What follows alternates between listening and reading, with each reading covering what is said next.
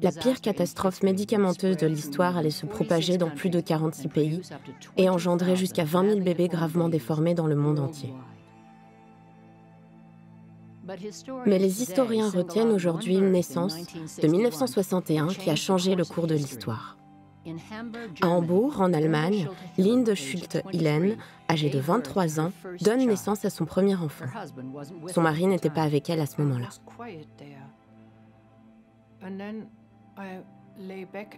C'était silencieux, puis je me suis allongée, je me suis détendue, et quelqu'un m'a chuchoté à l'oreille « Votre mari ne va pas bien ?» J'étais là, bien réveillée, et j'ai dit « Qu'est-ce qu'il arrive à mon bébé? Quelque chose ne va pas ?» « Oui », a-t-elle dit, sans aucune émotion. « Il a juste les bras trop courts. »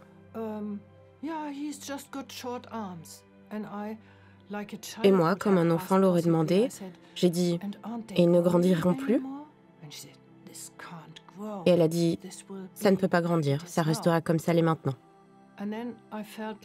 Et là, j'ai eu l'impression d'être battue à mort. Un médecin a donné un conseil amical à la jeune maman. « Prenez un autre enfant, oubliez-le, jetez-le. »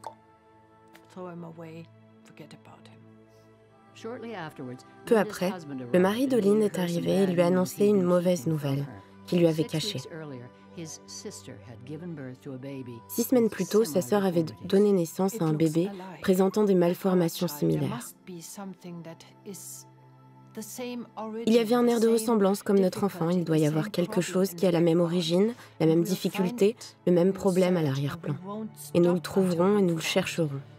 Et nous n'arrêterons pas tant que nous n'aurons pas trouvé. Aucune limite.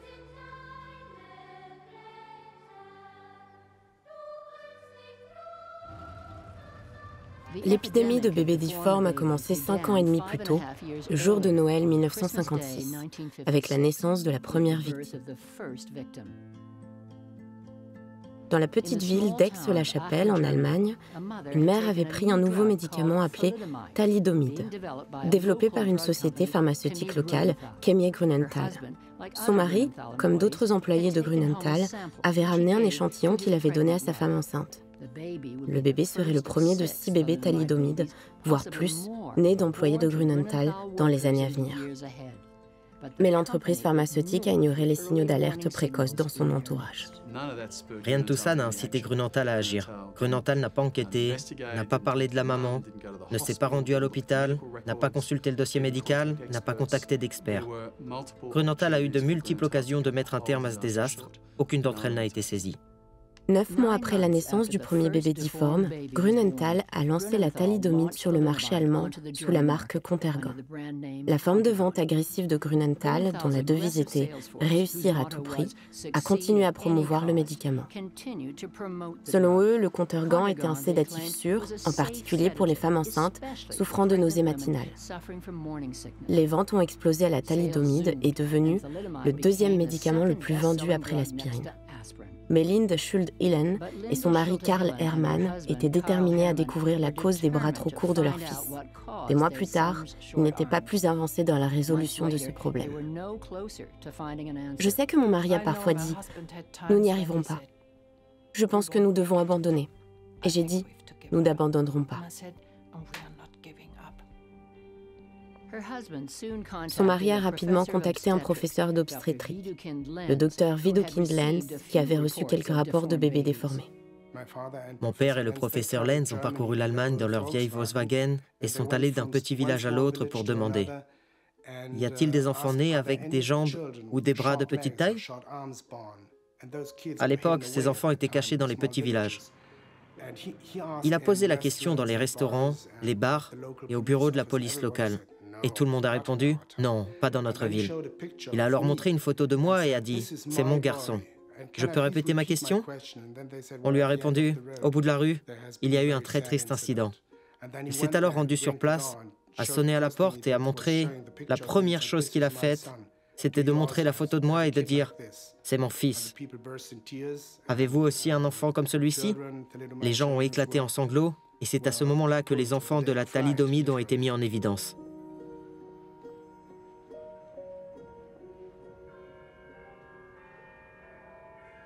En Angleterre, la thalidomide était vendue sous le nom de la Distaval par le plus grand fabricant de liqueurs du pays, la Distiller Company. Comme en Allemagne, Distiller avait reçu des rapports faisant état de bébés difformés, mais Grünenthal lui avait assuré que le médicament était totalement sûr. Louise Mason est l'un des 530 bébés thalidomiens nés en Angleterre sur une période de 6 ans et demi. Louise n'a appris les circonstances de sa naissance qu'en lisant l'autobiographie à succès de son père. Je n'avais ni bras ni jambes et mon père m'a dit que c'était comme des petits bourgeons de fleurs, vous savez, de mes bras et de mes jambes. Mon père m'a regardé et m'a dit « Mon Dieu, vous n'allez pas laisser vivre ce bébé ?»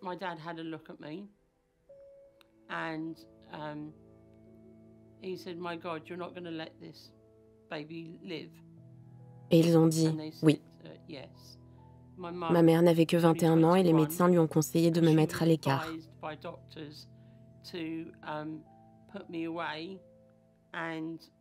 Et de se concentrer sur la fondation d'une autre famille. Après 11 jours d'hospitalisation, ses parents ont emmené Louise dans une institution pour enfants handicapés où elle a passé les 18 années suivantes de sa vie. Mais Louise a eu de la chance. Son père n'a pas demandé à un autre médecin de lui mettre fin à ses jours. Il est incontestable que les sages-femmes et les médecins tuaient des enfants handicapés dans les hôpitaux, dans les salles d'accouchement, à grande échelle en Grande-Bretagne, en Allemagne et, si c'est le cas, probablement partout ailleurs. À Liège, en Belgique, la mère d'un bébé sans bras a décidé que l'avenir de sa fille était sans espoir. C'est le dernier jour du procès de la thalidomide. La mère du bébé et 4 complices sont accusés du meurtre d'un enfant né sans bras. Le jury se retire enfin pour examiner son verdict. Non coupable. Les 5 sont acquittés. Quel soulagement et quel accueil leur a été réservé. Au Canada, un autre bébé sans bras est épargné par une pauvre famille ukrainienne de la campagne de Saskatchewan. Des années plus tard, Alvin Lowe a appris à quel point ses parents biologiques avaient été horrifiés de sa naissance. En fin de compte, c'est la grand-mère paternelle qui ne voulait rien savoir. Elle a dit « Tu ne ramèneras pas ce bébé diabolique à la maison. Il est difforme à cause d'une malédiction. » Le bébé sans bras n'a pas été ramené chez lui, les médecins ayant prévenu qu'il ne mènerait jamais une vie normale. Mais au bout de 6 semaines, un couple de personnes âgées, Jack et Hilda Lowe, qui avaient déjà élevé leurs propres enfants, se sont portés volontaires pour devenir parents d'accueil et ont pu voir Alvin pour la première fois. J'ai jeté un coup d'œil et je me suis dit, pas étonnant que personne ne veuille de toi. Et la prochaine fois, où je suis allée le voir, bien sûr, il l'avait lavé et habillé et il n'avait pas trop l'air mal en point. Je n'étais pas du tout d'accord pour l'emmener. Pas question. Nous avions élevé notre famille et c'était tout. Mais c'était un bébé dont personne ne voulait. Alors, que faire? Finalement, tout s'est bien passé. L'histoire de ma vie a basculé au moment où Sophie et Peter, mon père biologique, m'ont abandonné. C'est un changement de chapitre profond dans ma vie. Parce que je suis allé vivre avec les Lowes, ma vie est ainsi devenue cette vie.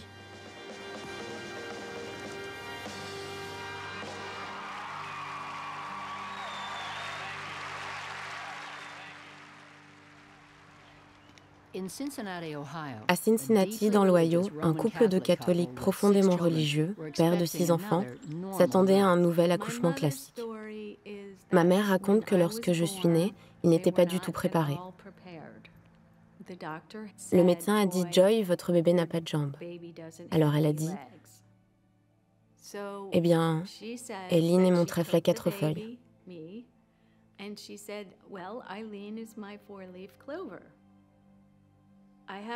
Un de mes frères et sœurs m'a raconté que mon père avait pleuré et que lorsqu'il est rentré à la maison, il m'a tendu à mes frères et sœurs, que tout le monde s'est mis en colère et a dit « Emmenez-la ».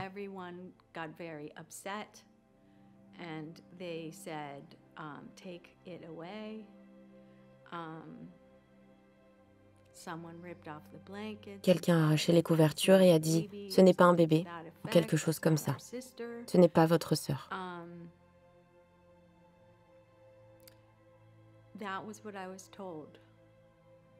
C'est ce qu'on m'a dit quand j'étais petite. C'est douloureux.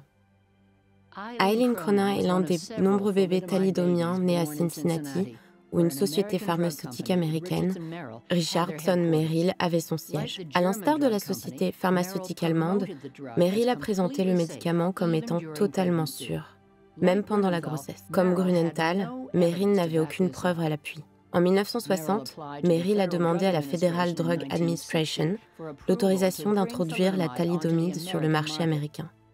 Et il a été autorisé à mener des essais cliniques sur des patients dans tout le pays. Non, il ne s'agissait pas du tout d'un essai clinique. Il s'agissait d'une campagne de marketing maquillée pour ressembler à un essai clinique. Michael Magazanik est un avocat australien et un ancien journaliste d'investigation qui a passé des années à enquêter sur la catastrophe de la thalidomide. Ce que Merrill voulait faire, c'était familiariser les médecins avec son médicament, de sorte qu'une fois l'autorisation obtenue, les médecins seraient prêts à partir, enthousiasmés par le médicament, prêts à le prescrire massivement. Pendant cette période, Richardson Merrill a distribué 2,5 millions de pilules de thalidomide à des milliers de médecins aux États-Unis et au Canada. À Winnipeg, le docteur Claude Murphy était l'un de ces médecins. Nous l'avons reçu en quantité, soit 1000 pilules qu'un médecin pouvait distribuer gratuitement à ses patients. Une pression énorme s'exerçait dans le monde entier pour que ce nouveau médicament merveilleux soit mis sur le marché et les entreprises qu'il produisait, même après que des questions aient été soulevées quant à son efficacité, ont continué à le promouvoir. Le docteur Murphy avait de bonnes raisons de s'inquiéter du désastre naissant de la thalidomide, alors qu'il attendait la naissance de son 4e enfant. Un autre médecin avait prescrit de la thalidomide à sa femme Peggy. J'avais prévenu les infirmières de l'hôpital que nous pourrions avoir des problèmes et nous l'avons transporté dans la salle d'accouchement. Puis nous sommes allés dans la salle d'habillage du médecin. Je me suis retourné pour regarder par la fenêtre et j'ai vu l'infirmière regarder avec horreur la civière et j'ai compris que quelque chose n'allait pas. J'ai donc fait irruption dans la pièce et il avait fait une brèche. Vous voyez, à cause de son manque de jambes, de ses petites fesses et de sa grosse tête, il était coincé sur la civière avec juste son postérieur. L'infirmière m'a donc donné une paire de pinces et je l'ai glissé sur sa tête qui venait de naître. Et je l'ai mis au monde. Si je n'avais pas été là, il n'aurait jamais survécu. Dès qu'il est né, il a commencé à crier. Sans aucune hésitation, il est là. Il n'a jamais cessé de crier depuis.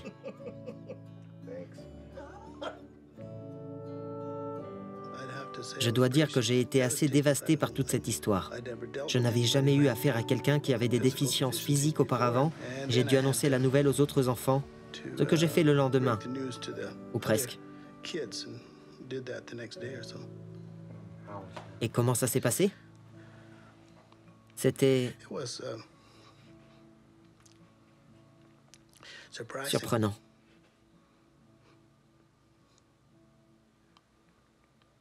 Comment ça? Ils m'ont dit, « Papa, tu dois ramener ce bébé à la maison. »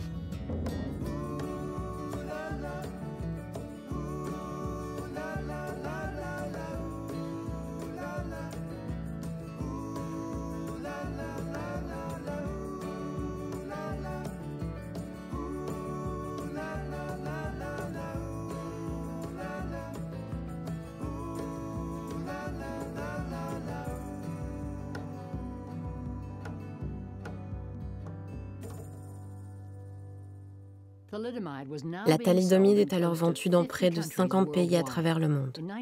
En 1961, en Australie, le docteur William McBride a mis au monde 3 bébés thalidomidés en quelques mois. Il a alerté Distillers, le distributeur britannique de la thalidomide. Mais ce dernier a prétendu n'avoir jamais reçu ces avertissements. Et les mères enceintes, comme Wendy Hove, ont continué à prendre de la thalidomide pour soulager leurs nausées. Mais lorsque sa fille Lynette est née, Wendy a immédiatement su que quelque chose n'allait pas. Lorsqu'elle est née, il régnait un silence de mort dans la pièce. Et je savais que quelque chose ne tournait pas rond. Personne n'a dit un mot. C'était juste un grand silence. Enfin, ils m'ont dit qu'il y avait un problème et que Lynn n'avait ni bras ni jambes. Ils me l'ont donnée et elle n'avait pas l'air très différente de ce qu'elle est aujourd'hui. Elle avait des cheveux collés et le plus beau des petits visages. C'était comme un cauchemar, je crois. Mais quand on les regardait, on se disait qu'il fallait l'aimer. On ne pouvait rien y faire. Mais ils ont dit, nous pensons qu'elle a des lésions cérébrales, mais nous ne savons pas dans quelle mesure. Je l'ai regardée et je me suis dit que cette petite chose n'avait ni bras ni jambes, et que si elle avait aussi des lésions cérébrales, quel espoir lui restait-il? Ils m'ont dit que je devais la placer dans un foyer et qu'elle serait morte dans 6 mois. Nous l'avons laissée là pendant 1 semaine, le temps de nous remettre les idées en place, puis nous sommes revenus la chercher. Et c'était très dur de retourner la chercher à l'hôpital.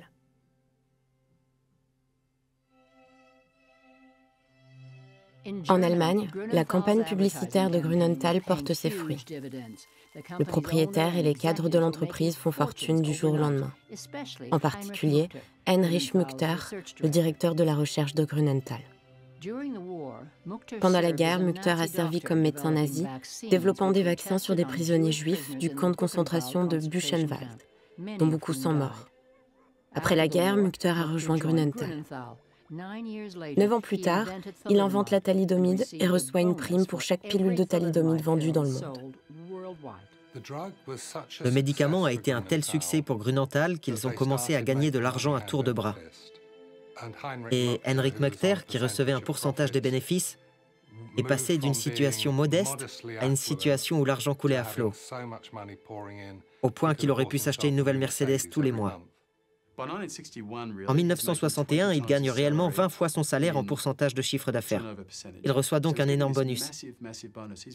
Il est devenu ridiculement riche grâce à la thalidomide. Qu'est-ce qu'un homme comme lui, avec un passé d'expérimentateur en temps de guerre, une forte personnalité, un revenu massif dépendant des ventes de thalidomide, qu'est-ce qu'on peut attendre de lui lorsqu'il est confronté à des rapports faisant état de lésions nerveuses et d'autres effets secondaires?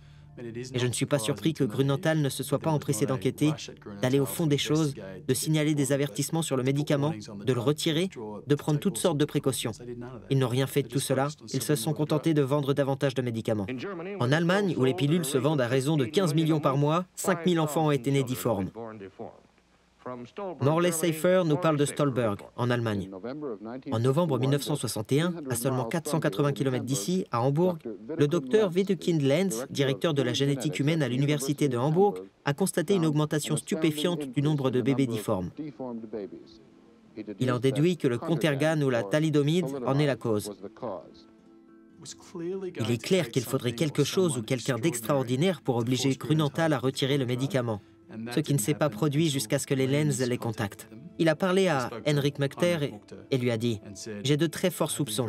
J'ai 14 cas de malformation congénitale pour lesquels je pense que la thalidomide est la seule cause possible. Je pense que vous devriez retirer ce médicament. » Mückter n'a pas voulu le retirer. Au lieu de cela, Grünenthal a répondu à Lenz en envoyant des lettres rassurantes aux médecins allemands.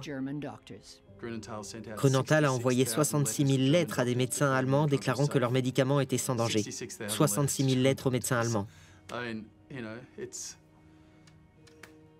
Alors qu'on leur avait dit que leurs médicaments étaient probablement responsables d'une épidémie de malformations et de décès, ils disent aux médecins que leur médicament est sans danger. Et ce n'est que lorsque la presse s'en est emparée et qu'ils ont su que l'affaire allait être rendue publique qu'ils ont finalement fait marche arrière et accepté. Le 28 novembre 1961, un jour après que le scandale de la thalidomide ait fait la une des journaux en Allemagne de l'Ouest, Grünenthal a annoncé qu'il retirait le médicament du marché. Même si le médicament avait été retiré du marché seulement au printemps 1961, la moitié des bébés auraient été épargnés.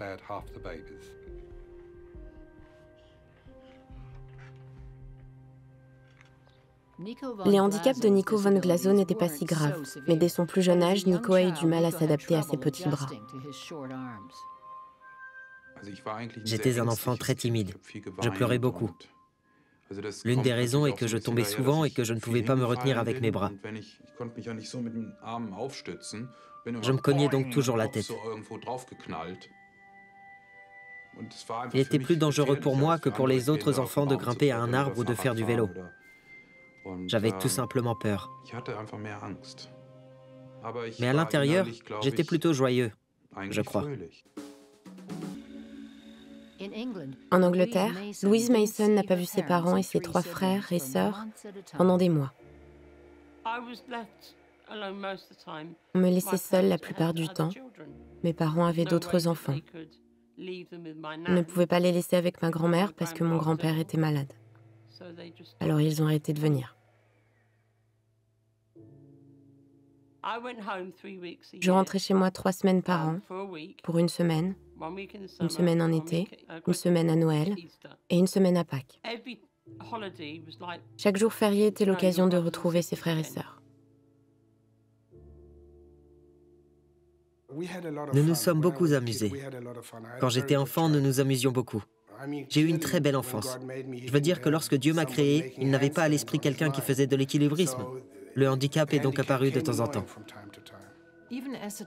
Même lorsqu'il était enfant, il était complètement libre. Il n'avait aucune crainte. Pour lui, c'était naturel. Je ne me considère pas comme un handicapé. Disons que j'ai des bras courts et que cela peut être très ennuyeux de temps en temps. Mais je ne suis pas handicapé au point de me sentir inférieur, de penser que je ne peux pas faire certaines choses.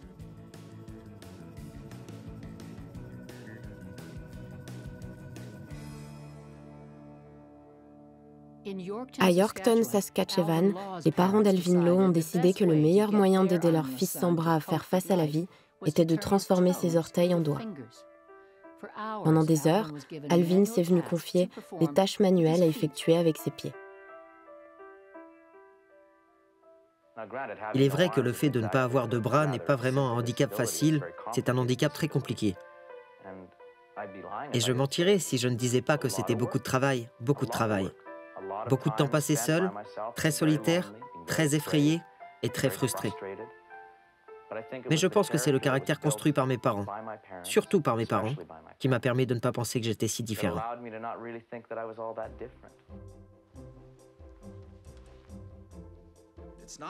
Il n'est pas facile de s'habiller, mais encore une fois, cela revient à la théorie de base de ma vie, à savoir, est-ce que quelqu'un s'occupe de moi ou est-ce que je dois m'occuper de moi-même?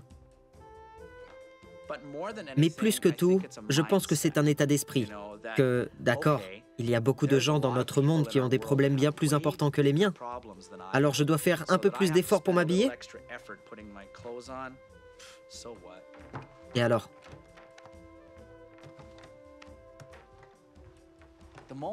C'est au moment où j'ai commencé à utiliser mes orteils, mes pieds et mes jambes que j'ai cessé d'avoir un handicap.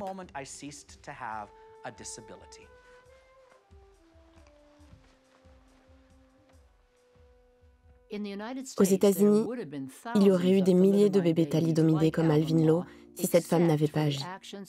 Frances Kelsey, médecin et pharmacologue d'origine canadienne, venait de rejoindre la Federal Drug Administration lorsqu'elle a reçu une demande d'autorisation de mise sur le marché américain de la thalidomide. Il s'agissait d'un médicament qui semblait ne pas poser problème, mais en même temps, on avait le sentiment que quelque chose dans les données, ou l'absence de données, était une source d'inquiétude. La demande provenait de Richardson Merrill, l'une des plus grandes sociétés pharmaceutiques américaines. Connue il y a des années pour son produit phare, le Vicks Cough Drops. Kelsey était extraordinairement déterminée, courageuse, forte, résistante. Elle n'a cessé de rejeter la demande de Merrill. Elle n'a cessé de leur dire que les tests n'étaient pas suffisants pour soutenir leur demande, qu'ils n'étaient pas à la hauteur. Ils n'ont jamais réussi à la convaincre que leur médicament était sûr et adapté à la vente. Merrill a fait monter la pression. Ils ont contacté la FDA 50 fois, ils se sont adressés à ses supérieurs dans son dos, ils se sont plaints d'elle par écrit. Ils l'ont menacée de poursuites pour diffamation. Ils ont poussé, poussé et poussé, et elle était déterminée. Elle est incroyablement coriace.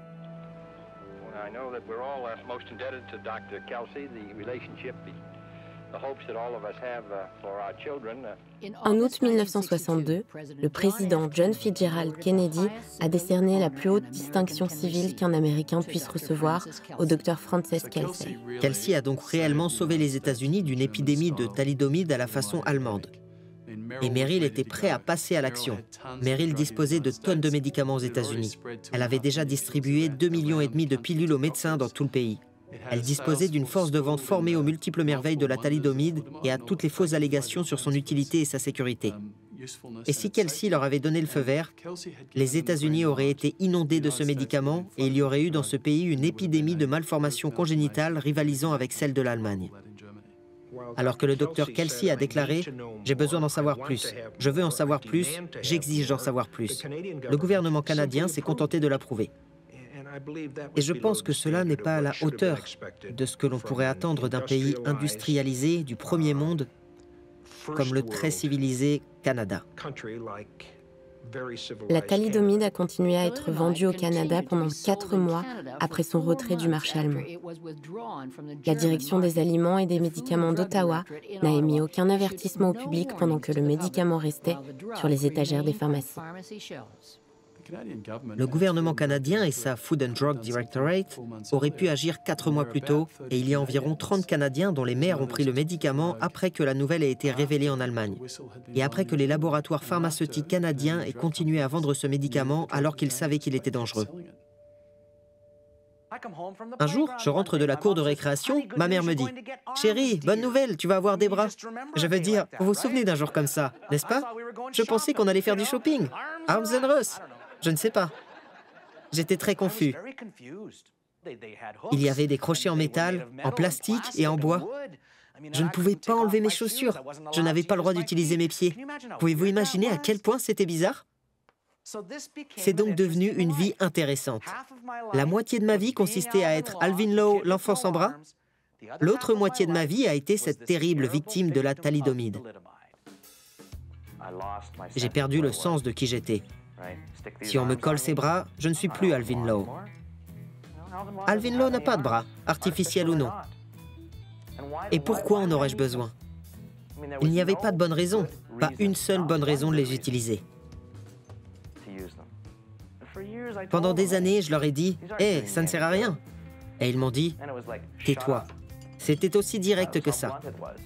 Nous savons ce que nous faisons, pas vous.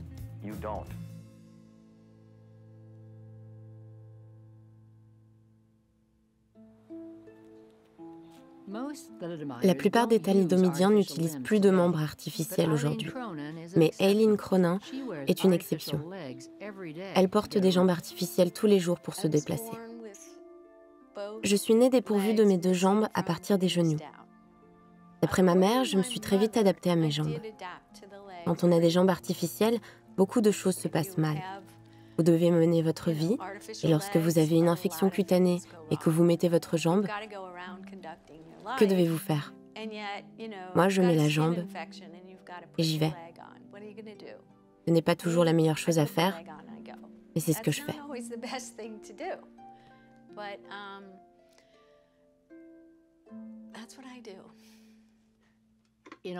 En Australie, les membres artificiels s'avèrent inutiles et dangereux pour Lynette Rowe. Ses jambes étaient conçues pour que Lynn puisse marcher, mais elles étaient terriblement dangereuses car à chaque pas, elle devait se balancer d'un côté à l'autre. À la moindre petite chose se trouvant sur son chemin, elle tombait, tout droit.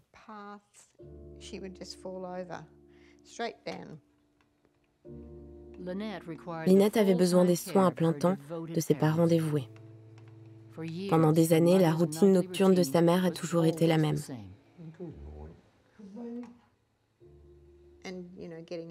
Je me lève la nuit, je la retourne et je lui donne une bassine. Et c'est en quelque sorte une chose constante. Je parle parfois à des jeunes mères et elles disent « Oh, j'ai dû me lever la nuit ». Je leur réponds « Cela fait 52 ans que je le fais ». Les Rose sont une famille extraordinaire et lorsque je me suis rendu là-bas pour la première fois pour rencontrer la famille, j'ai trouvé cela profondément émouvant. Lynn avait alors 47 et 48 ans. Ses parents s'étaient occupés d'elle en tant que principaux soignants pendant toute cette période. Lynn est gravement blessée. Elle a un esprit remarquable, mais elle est blessée physiquement de façon catastrophique. Et la vie de ses parents a été bouleversée.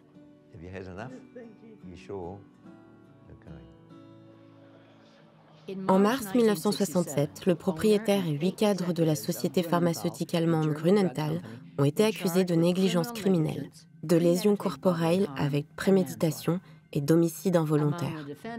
Parmi les accusés se trouvait Heinrich Mückter, le médecin nazi qui a fait fortune en inventant la thalidomide. Un historien allemand a examiné une courte liste de membres du personnel de Grünenthal datant du début des années 60 et a déclaré qu'il était absolument étonnant qu'une petite entreprise compte une telle concentration de criminels de guerre parmi son personnel, ce qui est inhabituel même selon les normes de l'Allemagne de l'après-guerre. Un autre cadre supérieur de Grünenthal était Otto Ambros, un criminel de guerre nazi, connu sous le nom de chimiste du diable.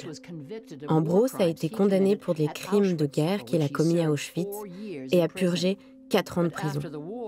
Mais après la guerre, le chimiste n'a pas manqué d'employeurs, notamment Dow Chemical, J. Peter Grace et le corps chimique de l'armée américaine, avant de devenir président du conseil d'administration de Grünenthal en 1971. Ainsi, dans les années 70, Grünenthal avait pour président de son conseil d'administration un homme condamné pour meurtre de masse et esclavage à Auschwitz. Cela paraît fou quand on le dit à voix haute. Un meurtrier de masse comme président du conseil d'administration. L'homme qui a engagé des criminels de guerre nazis comme Ambros et Mückter était le propriétaire de Grünenthal, Hermann Wirtz. Wirtz était membre du parti nazi local de sa ville natale avant la Seconde Guerre mondiale, un service pour lequel il a été largement récompensé par Adolf Hitler. Les entreprises de la famille Wirtz avaient en fait prospéré pendant les années de guerre parce qu'elles avaient obtenu un contrat de l'armée allemande pour la fourniture de savon et de détergents. Elles avaient été approvisionnées en travailleurs esclaves. Elles avaient en fait reçu sur un plateau 2 entreprises appartenant à des juifs ou contrôlées par des juifs. Joseph Neuberger était l'avocat personnel du propriétaire de Grünenthal, Hermann Wirtz. Mais en décembre 1966, Neuberger démissionne soudainement et devient ministre de la Justice dans la province où se trouve le procès. Le principal avocat de la défense de Grünenthal s'est retrouvé avec une responsabilité gouvernementale pour superviser la conduite du procès. Ce qui ne sent pas très bon. Un observateur allemand de l'époque a déclaré « Cela nous fait paraître pire qu'une république de bananes ». En dehors du procès, un accord secret a été conclu entre le propriétaire de Grünenthal, Hermann Wirtz, et le gouvernement provincial. L'accord secret n'a été révélé que lorsque le procès a été interrompu de façon spectaculaire après 2 ans et demi. En vertu de cet accord, une grande partie des preuves produites par l'accusation serait dissimulée au public. En échange de l'abandon de toutes accusations graves portées contre son propriétaire et ses cadres, l'entreprise a accepté de verser aux victimes des pensions de vie allant de 30 à 140 $ par mois, ainsi que de petits paiements ponctuels. Mais pour percevoir cet argent, les thalidomidiens devaient s'engager à ne plus intenter de procès à Grünenthal. Dans l'ensemble, le procès a donc été un triomphe glorieux, bien qu'improbable pour Grünenthal. Grünenthal s'est en effet relativement bien tiré d'affaire, compte tenu de l'ampleur et de la portée de la tragédie.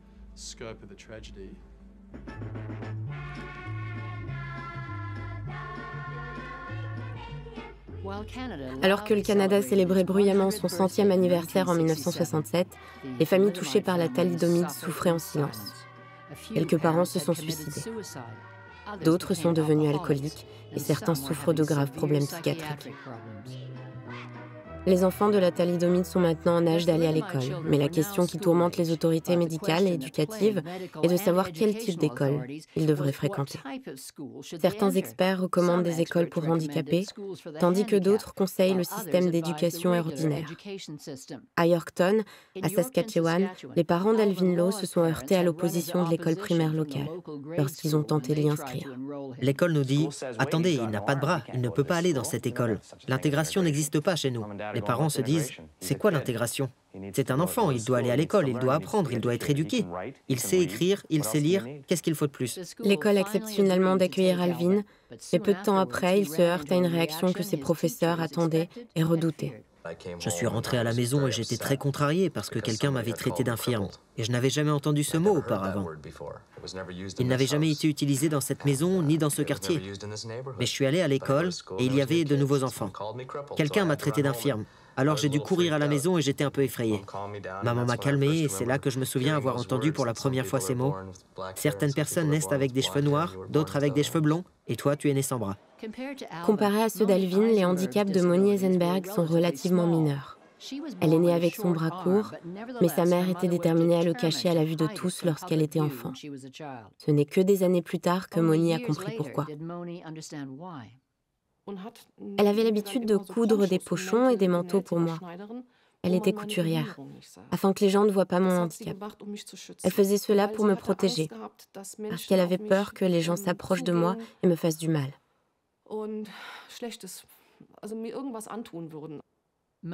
La mère de Moni ne pouvait pas oublier que les premières victimes qu'Adolf Hitler et les nazis ont rassemblées pour les exterminer étaient des enfants handicapés. Elle a vécu près de l'hôpital d'Admar, l'un des sites d'extermination. Admar était en fait un hôpital pour les personnes souffrant de maladies mentales, et Admar a reçu une chambre à gaz. Le meurtre de milliers de personnes handicapées a été planifié et exécuté dans ces lieux. Ces personnes, principalement des enfants, étaient transportées dans des bus de couleur grise. Les parents étaient informés à l'avance que leurs enfants seraient emmenés dans un hôpital spécial.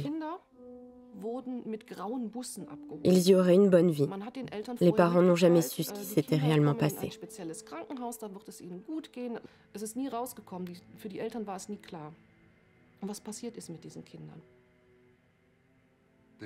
Ce sont les hôpitaux où l'on emmenait ces personnes handicapées pour les assassiner qui ont été les véritables bancs d'essai de l'Holocauste. C'est dans un hôpital que les premières chambres à gaz ont été utilisées pour tuer des gens en masse.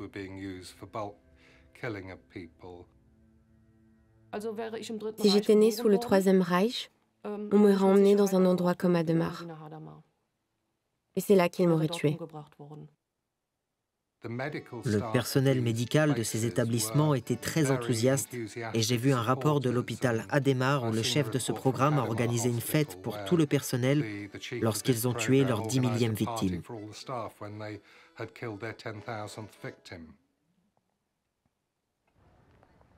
En Angleterre, 197 familles d'enfants victimes de la thalidomide ont intenté un procès à Distillers, la société britannique qui avait distribué le médicament. Distillers a fait une offre d'indemnisation ridiculeusement basse et a prévenu que l'argent ne serait versé que si tous les parents acceptaient l'accord à vie. 5 familles ont refusé l'offre. Elles étaient dirigées par David Manson, riche marchand d'art londonien et père de Louise. J'ai alors subi une énorme pression. J'ai reçu des menaces de mort. J'ai été surveillé par la police pendant un certain temps. J'ai reçu des appels téléphoniques anonymes. J'ai reçu des lettres anonymes. J'ai reçu des menaces de la part des parents. L'opposition très médiatisée de son père à l'indemnisation a créé des problèmes pour Louise dans son établissement de soins. Jusque-là, j'étais un peu comme un membre de la foule. Mais après cela, on s'est moqué de moi. C'est à ce moment-là que j'ai senti que j'étais seule au milieu de tous. Louise a échappé à l'hostilité de l'institution lorsque son père l'a emmenée participer à des événements publicitaires pour sa campagne. J'ai servi de modèle non seulement parce que j'étais sa fille, mais aussi parce que je présentais les extrêmes du handicap et que visuellement j'avais beaucoup d'impact.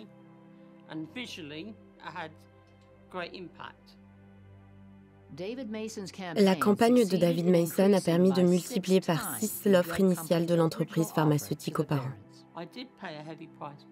Personnellement, j'ai payé le prix fort. Mais si je n'avais pas payé ce prix, les thalidomidiens n'auraient pas été indemnisés au moment où ils l'ont été. Je pense donc que cela en valait la peine.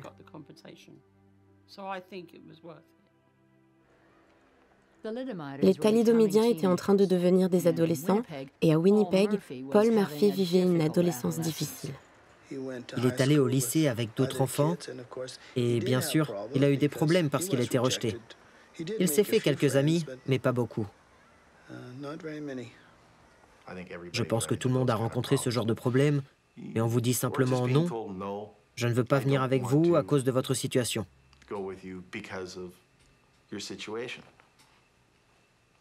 Ce n'est pas drôle, ce n'est pas agréable, personne n'aime être rejeté de la sorte. Mais il y a des moments très frustrants et quiconque dit qu'il ne s'est jamais senti presque autodestructeur et sans envie, mon Dieu, ce serait beaucoup plus facile si je ne l'étais pas. J'ai connu ces moments difficiles et, heureusement, j'ai pu m'en sortir.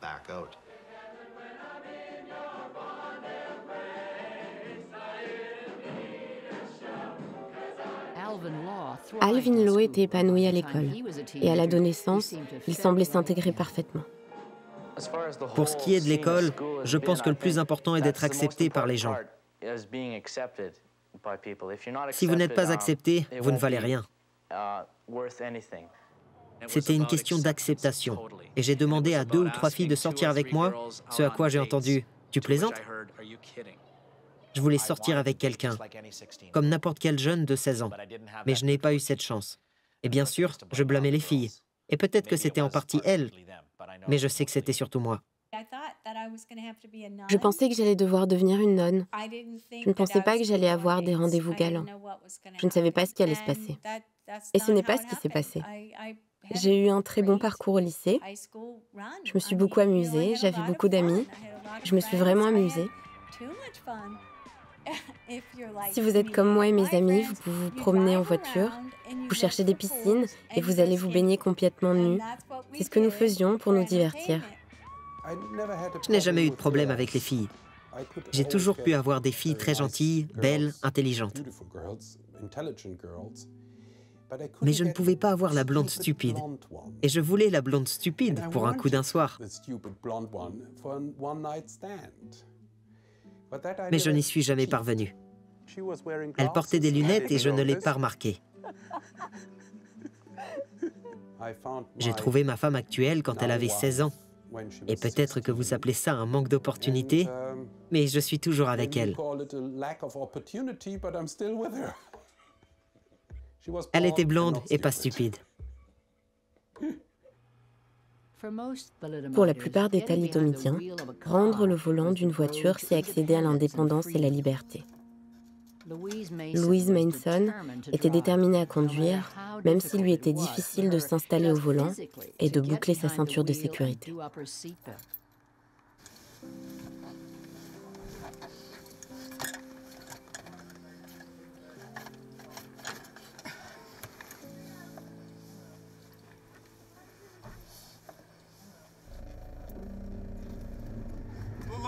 Mon moniteur d'auto-école n'a jamais enseigné à une personne handicapée, et encore moins à quelqu'un qui n'a ni bras ni jambes. Mais l'examen que nous avons passé était exactement le même que celui des autres. Il n'y avait aucune différence. C'était tellement naturel, parce que j'avais conduit des fauteuils roulants électriques pendant la plus grande partie de ma vie. Et monter dans une voiture n'avait rien d'autre que l'air d'un fauteuil roulant plus grand. Vraiment. Mes parents étaient les personnes les plus pragmatiques que j'ai jamais rencontrées. Quand il a fallu apprendre à conduire, c'était tout simplement pratique. De cette façon, vous pouvez vous déplacer seul et vous n'avez pas à dépendre des gens pour prendre soin de vous. Vous n'avez pas à vous soucier de prendre un bus ou un taxi. Il s'agissait vraiment d'essayer de comprendre ce qui se passait. Quoi qu'il en soit, j'adore conduire. C'est l'une des choses que j'aime le plus au monde. La plupart des gens ne prennent pas en compte le pouvoir de leur esprit. Mon esprit est un outil très puissant et il interjette toutes sortes de choses dans mon système, de sorte que mes pieds sont littéralement mes mains. Alors lorsqu'il s'agit de conduire, je prends la chose très au sérieux. Pourquoi ne puis-je pas conduire avec un pied sur le volant? Quelle est l'excuse des gens? Ils ont leurs 2 mains et leurs 2 pieds. Et pourtant, ils conduisent comme des merdes. Cela n'a aucun sens pour moi. En Allemagne, Nico von Glasow a su dès son plus jeune âge qu'il devait choisir un métier qui ne nécessiterait pas l'utilisation de ses bras déformés. À l'âge de 5 ou 6 ans, j'ai commencé à faire des films Super 8 et à prendre des photos. J'ai vite compris que je ne serais jamais chef d'orchestre, peintre ou danseur.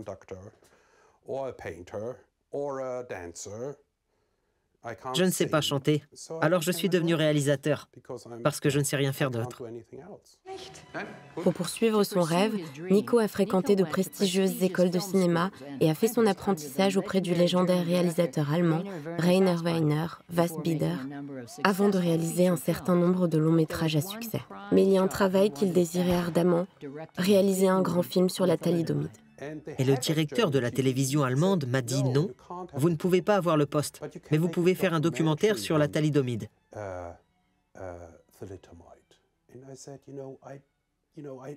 C'était à Cannes, et je lui ai crié dessus. J'ai utilisé le mot qui commence par P très fort et très souvent, parce que je lui ai dit « Je postule pour le travail, vous payez bien ». Et pas un pff de réalisateur de documentaire qui n'est pas payé, c'est ça? Et c'était tellement typique. Vous donnez aux gars handicapés le travail secondaire. Ouais? Je suis rentré à la maison et ma femme m'a dit « Qu'est-ce qu'il y a ?» Je lui ai dit « Ils veulent que je fasse un film sur la thalidomide. » Et qu'est-ce que je sais de la thalidomide? Ah oui? Elle m'a regardé et m'a dit « Nico, il est temps de regarder le diable droit dans les yeux. » Moni Hasenberg a été élevée par une mère pauvre et seule suite à la mort de son père dans un accident d'alpinisme, lorsqu'elle avait 9 ans. À l'adolescence, Moni est devenue une militante contre Grünenthal. Si Grünenthal, en tant qu'entreprise, peut agir comme elle l'a fait dans le cas de Contergan, il n'y a vraiment pas de frontière entre le bien et le mal. Au cours des 40 années suivantes, Moni a participé à des manifestations et à des grèves de la faim contre l'entreprise pharmaceutique. Mais il y a une tragédie qui s'est produite régulièrement au fil des ans et qui a amené Moni aux portes de l'usine Grünenthal. C'est un endroit où ils ont répandu tout ce poison dans le monde et affecté tant de personnes et tant de familles. Je tremble toujours un peu à l'intérieur parce que cela me touche profondément.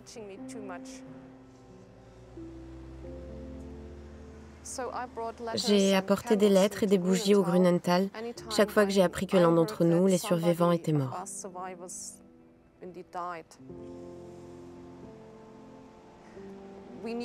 Nous devons nous souvenir de tous ces gens, de toutes ces victimes de Grünenthal, et nous rappeler que nous sommes toujours là.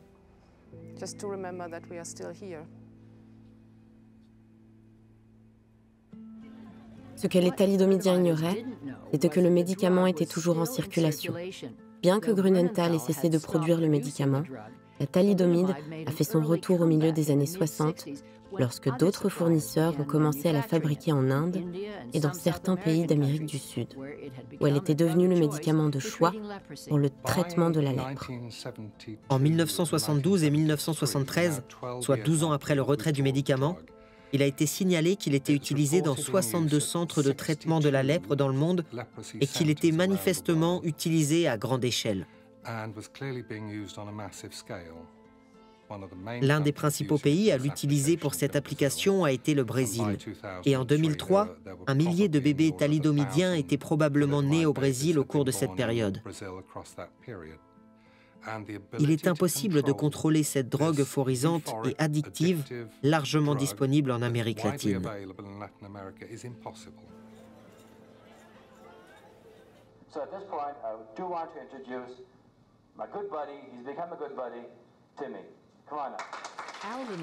Alvin Law s'est retrouvé sous les projecteurs lorsqu'il est devenu le porte-parole de sa province pour les enfants handicapés.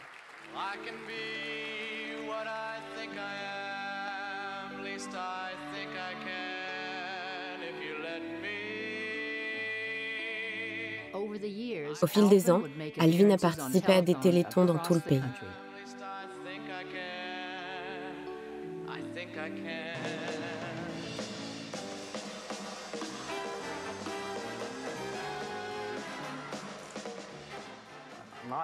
Je ne suis pas meilleur que les autres handicapés, parce que je ne suis pas un handicapé.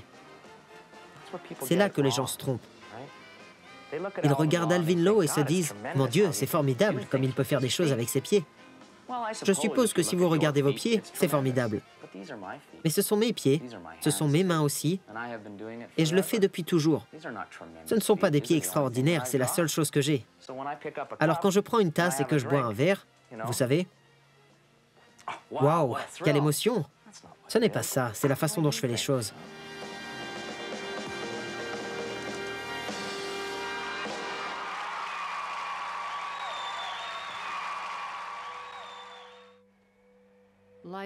La vie n'a pas été aussi agréable pour une autre enfant victime de la thalidomide.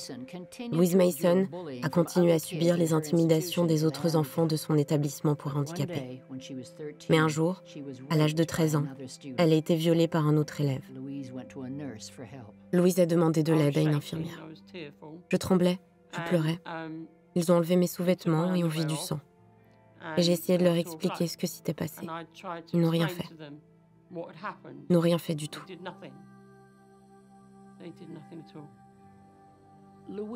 Louise a enduré 5 autres années de peur et de solitude avant de quitter l'institution.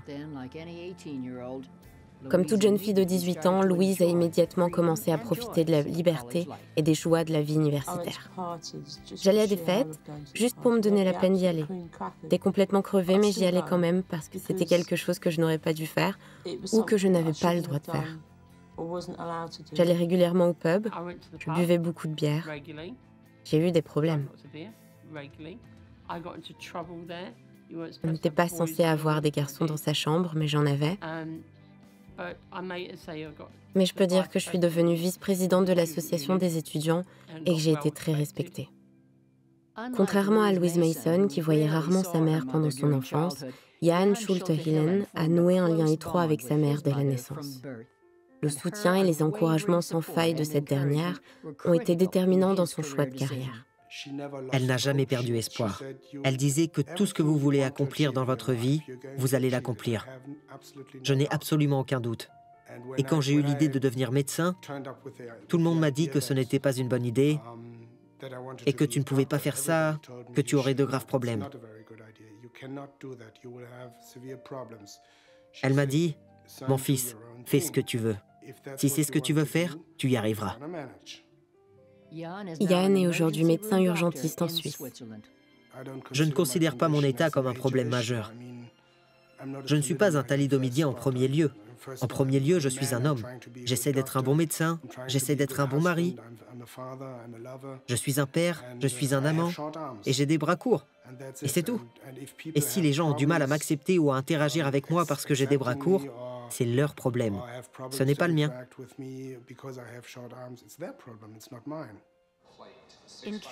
Au Canada, la plupart des victimes de la thalidomide n'ont pas reçu un centime d'indemnisation pour leurs blessures.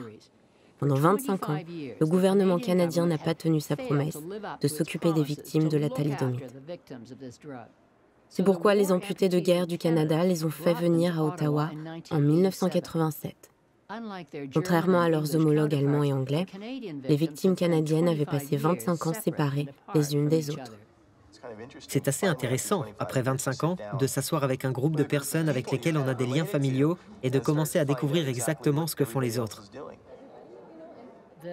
L'Association canadienne des victimes de la thalidomide a été créée par Paul Murphy, qui a été élu vice-président, et Alvin Lowe, secrétaire de séance. Après des années d'attente, de souffrance et de lutte pour obtenir une indemnisation, les victimes canadiennes de la thalidomide reçoivent enfin l'aide dont elles ont besoin de la part du gouvernement fédéral. Hier, le ministre de la Santé a déclaré que les survivants de la thalidomide recevraient des pensions à vie. Les particuliers peuvent désormais envisager leur avenir avec sérénité. Ils savent qu'ils disposent d'une somme d'argent qui leur est versée chaque année et qui peut les soutenir et les aider.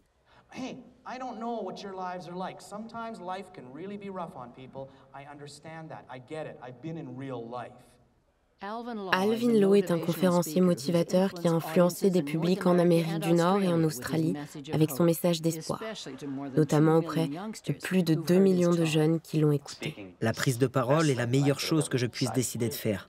Vous aidez les enfants et ils ont besoin que quelqu'un vienne leur dire que tout va bien se passer. Mais j'éprouve une joie immense à le faire. Il n'y a rien dans ma vie qui me rende plus heureux que de parler aux enfants. Rien. Et la prochaine fois que vous serez prêt à abandonner, à démissionner ou à tout laisser tomber, si cela peut vous aider ne serait-ce qu'un peu, souvenez-vous de ce type à l'allure maladroite qui jouait de la batterie avec ses pieds. Mais n'oubliez pas les mots que j'utilise tous les jours. Il n'y a pas de mots tels que « ne pas pouvoir ». Merci et à bientôt. Combien de personnes peuvent dire qu'elles peuvent s'adresser à un groupe pendant 1 heure et le voir changer, réfléchir, penser à ce qu'elles viennent de vivre?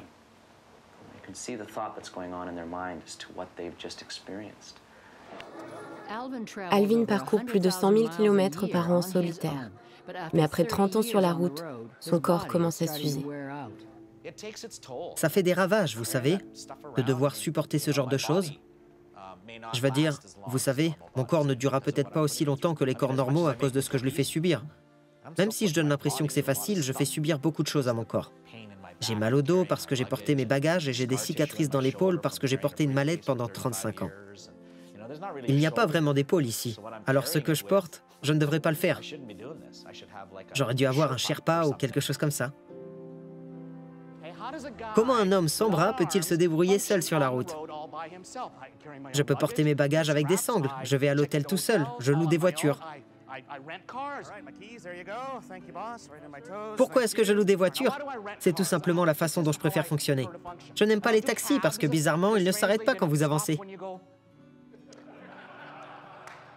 Et je suis toujours en train de me promener, d'aller dans des aéroports, de m'enregistrer dans des hôtels, de manger de la mauvaise nourriture, de conduire partout au milieu de nulle part, d'être impliqué dans des blizzards et de jurer contre ma femme pour m'avoir encore mis dans une situation de vie ou de mort et de ne pas penser que je suis assez bien payé.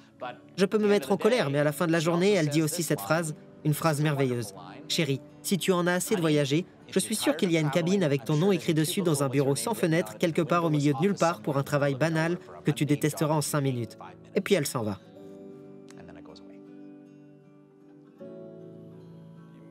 En Allemagne, Nico von Glasow a dû surmonter l'aversion qu'il avait toujours éprouvée pour les autres thalidomidiens lorsqu'il a décidé de réaliser un documentaire dans lequel lui et 11 autres victimes poseraient nus pour un calendrier. J'ai d'abord fréquenté une école pour handicapés et à partir de ce moment-là, je n'ai plus voulu avoir affaire aux thalidomidiens. Et puis, parce que j'ai fait ce film, Nobody's Perfect, j'ai été en quelque sorte forcé de les rencontrer à nouveau. Et j'ai détesté faire ce film.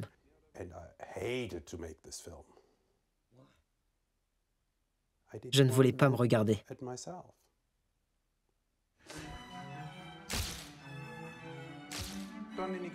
Nobody's Perfect a tout changé. Il a changé la façon dont je me regarde. Il a complètement changé le mouvement des thalidomidiens. Parce que pour la première fois, ce n'étaient pas des avocats, ni quelqu'un d'autre, ni des médecins qui se battaient pour nous. Nous nous battions vraiment beaucoup. Je pense que pour moi, pour nous, en tant que thalidomidiens, mais aussi pour le public, quelque chose a changé. L'énergie a changé. Nico von Glasow, Palladio-Film für Nobody's Perfect.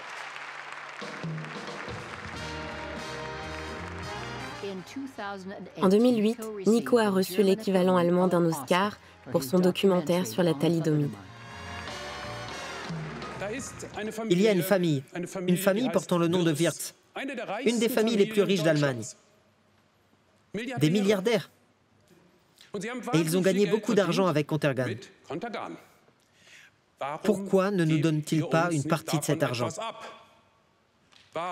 Pourquoi?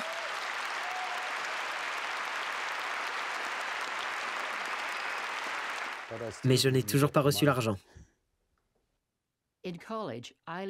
À l'université, Eileen Cronin est tombée amoureuse d'Andy, un étudiant diplômé en économie. J'étais amoureuse, certainement au premier regard, même si j'avais déjà un petit ami. J'ai tout de suite été attiré par elle, par sa vivacité, son intelligence et son esprit.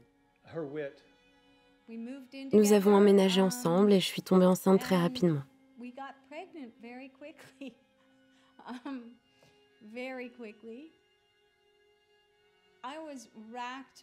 Toute ma vie, j'ai eu peur d'avoir un enfant parce que je n'étais pas sûre que ma mère avait pris de la thalidomide.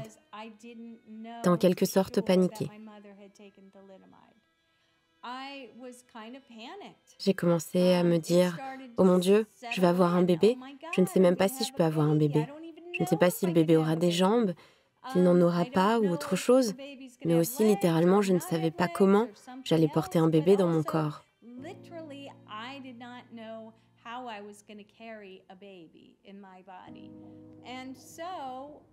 Ils ont donc fait l'échographie. L'échographiste a tout de suite fait un zoom, a trouvé un pied, un autre pied, l'a agrandi, a pris une photo et a écrit pied. Puis autre pied, main, doigt. J'ai pleuré, tous les internes ont commencé à applaudir.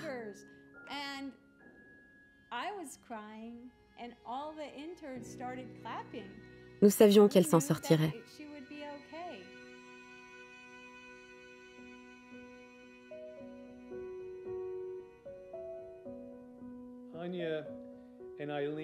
Anya et Eileen sont les meilleures amies du monde. Il n'est pas difficile de comprendre pourquoi Anya a choisi de devenir danseuse de ballet, car c'est ce que sa mère voulait faire lorsqu'elle était très jeune.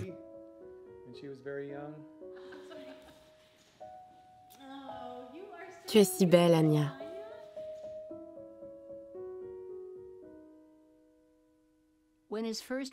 Lorsque sa première femme, Sandy, est tombée enceinte, Alvin Lowe a été terrifié par ce que l'avenir lui réserve.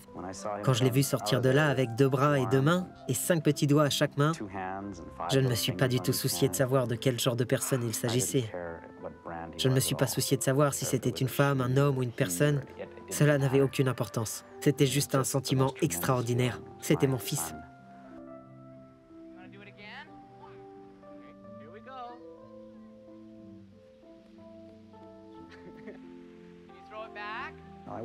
Je me suis beaucoup inquiété de savoir comment j'allais jouer au ballon avec lui et comment j'allais lui apprendre à jouer au golf, puis à jouer au frisbee et à le lancer. Je veux dire, toutes ces choses que vous voulez qu'un de vos enfants fasse. Il n'est pas nécessaire d'avoir des bras pour être père. Vous n'avez pas besoin de bras pour l'aimer. Vous n'avez pas besoin de bras pour être là. Vous n'avez pas besoin de bras pour l'écouter. Vous n'avez pas besoin de bras pour être un père. Et malheureusement, trop de pères qui ont des bras ne s'en rendent pas compte. Ne l'oubliez jamais. C'est vrai. Il suffit d'être là pour lui.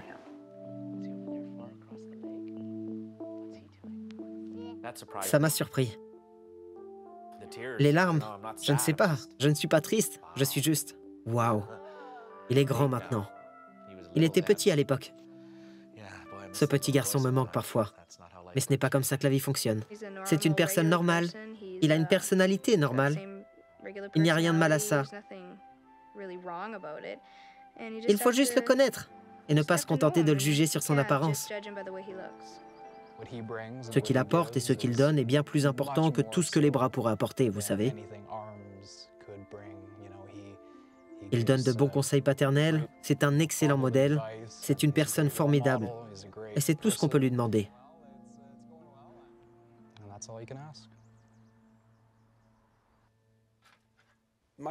Mon handicap n'est pas la chose la plus importante qui me soit arrivée. Mes enfants sont la chose la plus importante qui me soit arrivée. Ce qui a été le plus important dans ma vie, c'est quelque chose d'agréable, pas quelque chose qui a mal tourné. Je ne pense pas que je ne m'en sois jamais consciemment rendu compte. Il n'y a pas eu un moment où j'ai pensé consciemment que mon père était handicapé.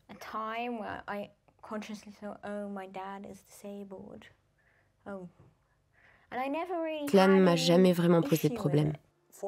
Pour eux, c'était la même chose que pour Kiki ou pour moi. Lorsque vous êtes avec moi pendant plus de quelques heures, vous oubliez tout simplement. Il n'y a pas grand-chose qu'ils ne puissent pas faire avec moi. Donc à part peut-être jouer au rugby, il n'y a pas grand-chose que je ne puisse pas faire avec lui et que je ne pourrais pas faire autrement. C'est un très bon père et il a un très fort caractère. C'est le moins qu'on puisse dire.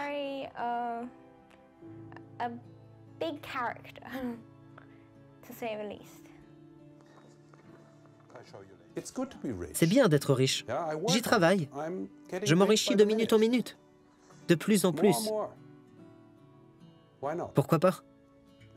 C'est bien. Je viens de m'acheter un château. Le château de Nico est une demeure du XVe siècle, située en Toscane et comprenant 108 pièces, dont 18 chambres. Je suis très doué avec l'argent. J'ai investi au bon moment dans Apple et j'en suis sorti au bon moment.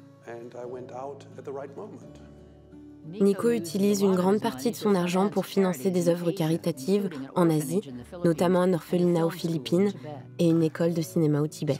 Les riches ont donc tendance à être des salauds avares. Je ne veux pas être l'un d'entre eux. Louise Mason est une mère célibataire depuis 10 ans lorsqu'elle a reçu une carte de Noël d'un ancien petit ami. J'avais entendu dire que Louise n'allait pas très bien. Je lui ai envoyé une carte de Noël et je suis venu la saluer. Il m'a embrassée pour me dire au revoir et les papillons étaient là.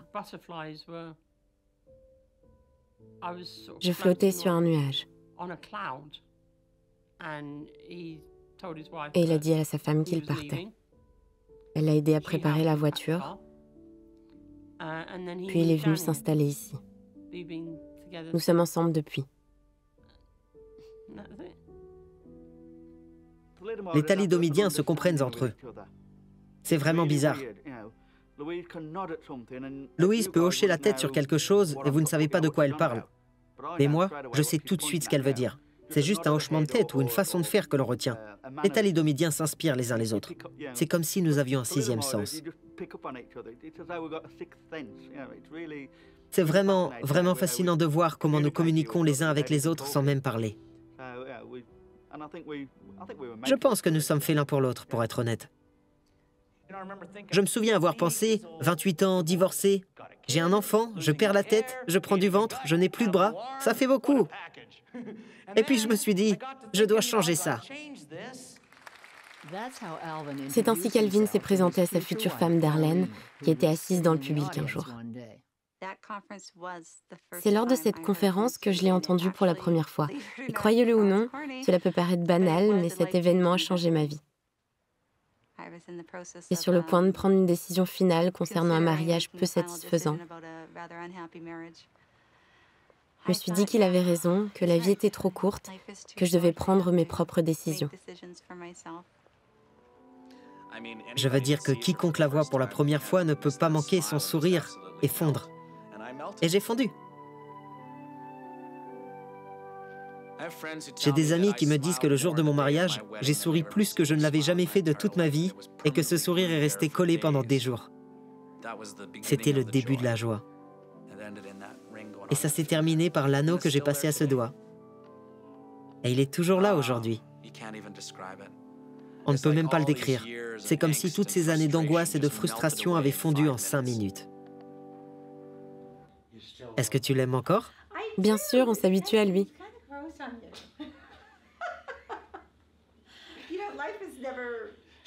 Elle a dépassé sa date de péremption, donc elle n'a pas le choix. Elle doit rester avec moi maintenant. Il n'y a pas d'autre option.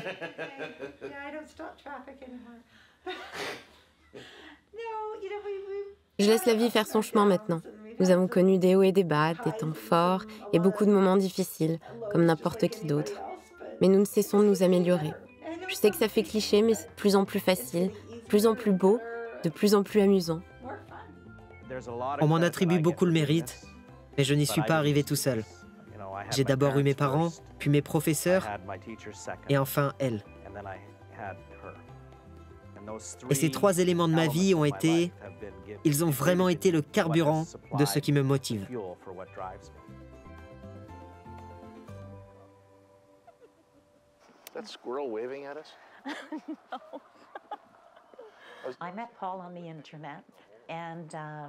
J'ai rencontré Paul sur Internet et j'ai reçu un message d'un homme qui avait une photo plutôt mignonne. Nous avons commencé à échanger des mails. Je suis venue lui rendre visite et j'ai déménagé. Je suis rapidement tombée amoureuse.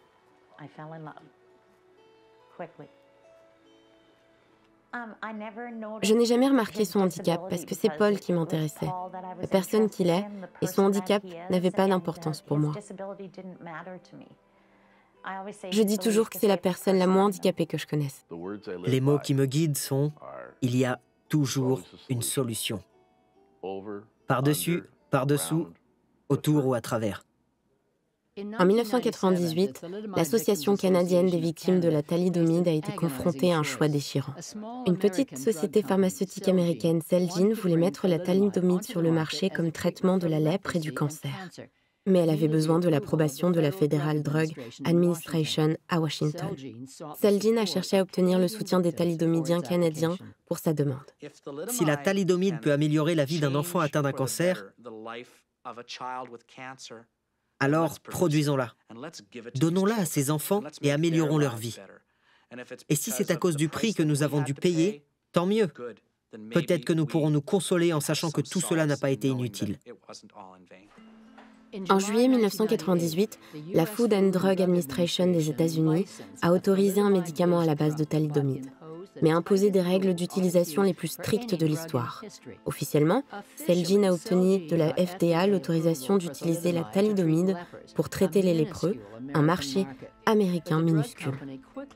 Et la société pharmaceutique a rapidement commencé à se concentrer sur le traitement du myélome multiple, un cancer des cellules sanguines, et a obtenu l'autorisation de l'utiliser en 2006. Aujourd'hui, Celgene domine le marché du traitement médicamenteux du myélome multiple en Amérique du Nord et dans de nombreux pays de l'Union européenne, vendant son dérivé de thalidomide pour environ $10,000 par mois, soit $333 par pilule. Plus récemment, en 2013, une équipe de scientifiques a réalisé une étude majeure en examinant plus de 70 études. Leur conclusion était que tout bénéfice de la thalidomide était très marginal et que les risques étaient très élevés.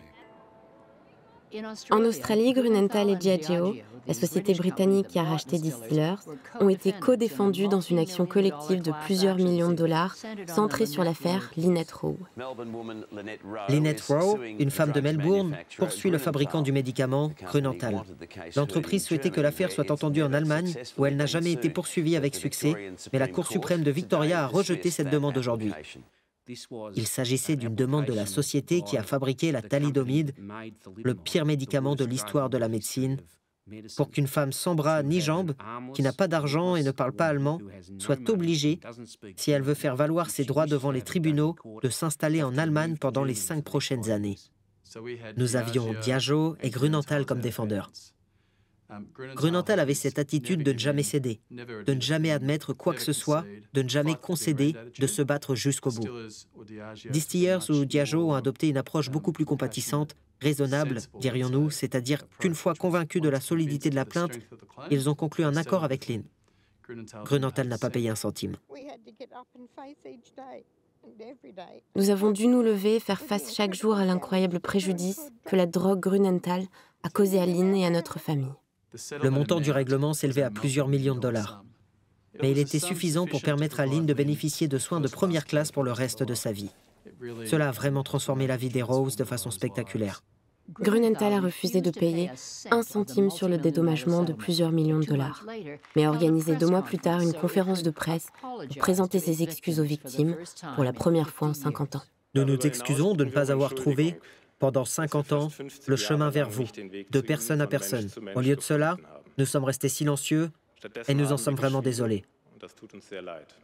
Ils se sont excusés pour des conneries comme le fait qu'ils ne nous aient pas tendu la main ou une autre foutaise, ouais. Ils ne se sont jamais excusés pour la souffrance qu'ils ont causée. Et ils n'ont pas payé pour ça. Vous savez, pour leurs erreurs. Il n'y a pas eu d'excuses. Les excuses viennent du cœur, leurs excuses sont venues de leurs avocats. Nous vous invitons à considérer notre mutisme de plusieurs années comme un état de choc silencieux que votre sort nous a fait subir. Notre famille n'aurait pas pu rester en état de choc silencieux. Nous avons dû nous lever et faire face chaque jour à l'incroyable préjudice que la drogue Grünenthal a causé, à Lynn et à notre famille.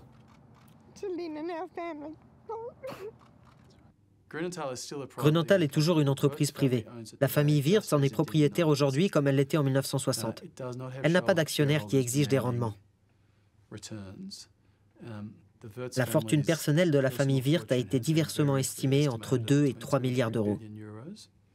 Le fait de délier les cordons de la bourse et de se montrer plus généreux à l'égard des survivants ne conduirait pas cette famille à l'indigence, à la faillite ou à la pauvreté. Je ne veux pas seulement l'argent, je veux la vengeance. Je veux me venger. Ils ont tué 5000 enfants. Ils ont rendu la vie de 5000 autres enfants misérables. Ils ont rendu la vie de 10 000 parents horribles. Ils sont responsables et doivent payer pour ça. Grünenthal ne fabrique plus de thalidomide et continue de refuser toute indemnisation à la plupart des thalidomidiens en dehors de l'Allemagne. Aucun survivant n'estime avoir reçu d'excuses acceptables. Grünenthal a refusé d'être interviewé pour ce film. Aujourd'hui, Celgene continue de prospérer grâce à la vente de ses médicaments dérivés de la thalidomide pour traiter le méléome multiple. Avant d'obtenir l'autorisation de remettre sa version du médicament sur le marché en 1998, la société pharmaceutique américaine est évaluée à 100 millions de dollars. Aujourd'hui, la valeur de Celgene a grimpé à 100 milliards de dollars. Le médicament original de la thalidomide est facile et bon marché à fabriquer et continue d'être produit ainsi que distribué par plusieurs sociétés pharmaceutiques et gouvernements pour traiter la lèpre. Malheureusement, il est surtout utilisé dans des pays qui souvent n'appliquent pas de contrôle et de réglementation rigoureuses. Par conséquent, les bébés victimes de la thalidomide continuent de naître. Les thalidomidiens du monde entier sont encouragés par le succès de l'affaire Lynette Rowe. Ont doublé d'efforts pour obtenir une indemnisation alors qu'ils luttent contre les effets secondaires persistants de la thalidomide. Jan Schulte-Hillen travaille comme médecin urgentiste et comme consultant médical pour les survivants allemands de la thalidomide. Moni Eisenberg est une travailleuse sociale et une activiste qui poursuit son combat contre Grünenthal. Louise Manson a subi une greffe de rein et doit maintenant prendre des doses massives de médicaments pour survivre. Elle et son mari sont des militants du mouvement contre la thalidomide. Lynette Rowe continue à être prise en charge à temps plein par ses parents, mais elle bénéficie également de l'aide d'une personne de confiance, fournie par son assurance santé.